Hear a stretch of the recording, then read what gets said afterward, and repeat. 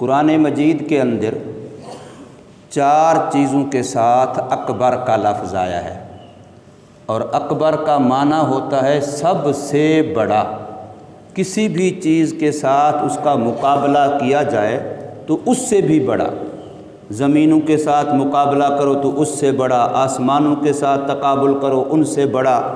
غرض ہے کہ کوئی بھی چیز لائی جائے اس کے مقابلے میں تو جب موازنہ کیا جائے گا تو وہ اس سے بڑا ہو، اسے کہتے ہیں اکبر۔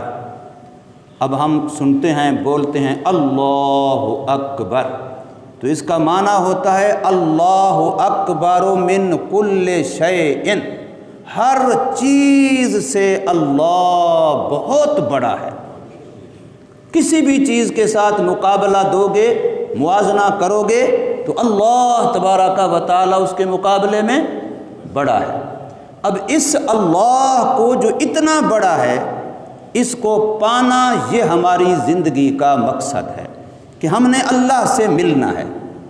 وصال، وصل باللہ، اللہ سے لقاء، اللہ سے ملاقات، اللہ کو پانا۔ اس لیے کہتے ہیں کہ جنت اچھی نہیں لگتی مگر اللہ کے دیدار کے ساتھ۔ جنت میں بھی جانے کا مقصد جنت کی نعمتیں نہیں ہیں، اس لیے کہ وہاں اللہ کی لقاء ہوگی، ملاقات ہوگی، دیدار ہوگا۔ اب یہ سب سے بڑی چیز ہے۔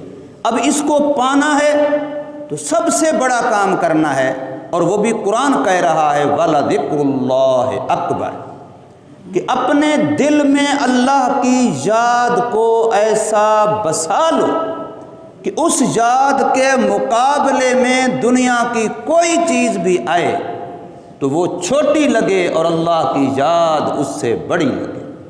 وَلَذِكْرُ اللَّهِ أَكْبَرُ، اللہ کی یاد کو اپنے دل میں ایسا بسا لو، ایسی اس کی عظمت اور شان بٹھا لو، رچ بس جائے اندر اللہ تبارک و تعالی کی یاد۔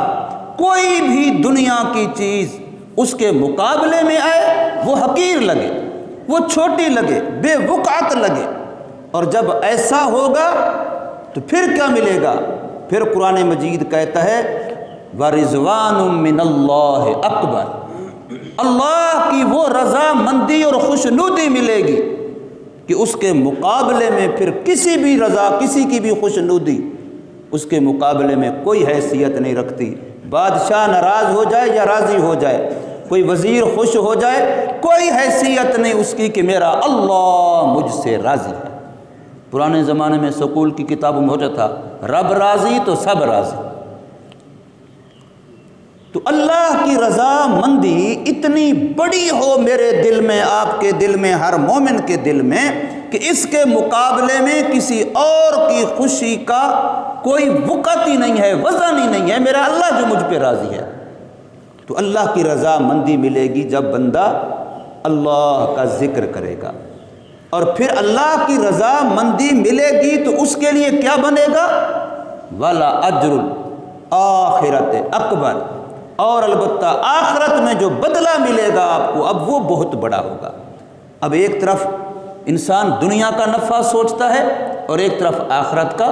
بہت سارے دین کے کام بندہ اس وجہ سے چھوڑ دیتا ہے کہ سمجھتا ہے میں نے اگر یہ کیا تو میری دنیا کا فلاں نقصان ہو جائے گا، اس میں اس کو نقصان نظر آ رہا ہوتا ہے۔ اور اس کی وجہ کیا ہوتی ہے کہ دنیا کی وقعت ہوتی ہے دل میں۔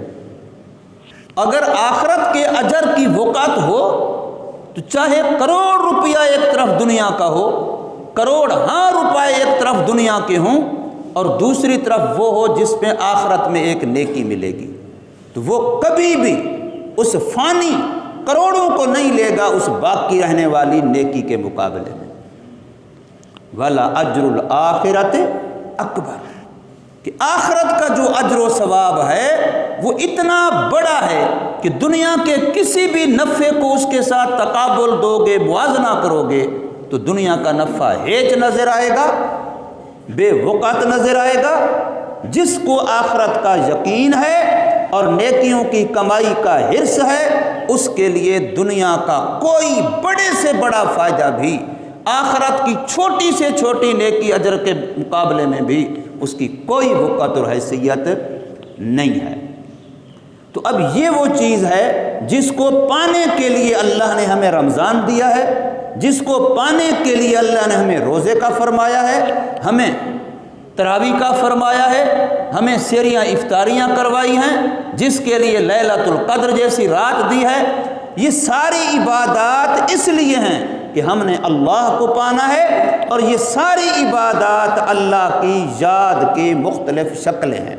روزے والا بھی اللہ کی یاد کر رہا ہے، تراویح والا بھی اللہ کی یاد کر رہا ہے، اللہ کے لیے کر رہا ہے۔ لیلۃ القدر کو تلاش کرنے والا بھی اصل تو اللہ کو پا رہا ہے، اسی کو تلاش میں ہے، اسی کی جستجو میں، اسی کو ڈھونڈ رہا ہے۔ تو غرض کوئی بھی نیکی ہے تو ان چیزوں سے جو اکبر ہیں، جن کو اللہ فرما رہے ہیں کہ یہ سب سے بڑی ہیں، ان کے مقابلے میں کوئی بھی چیز آ جائے ان کو کبھی حیثیت نہ دینا، وقت نہ دینا، اور ان کی وجہ سے ان چیزوں کو نہ چھوڑنا، ورنہ انسان کا بہت زیادہ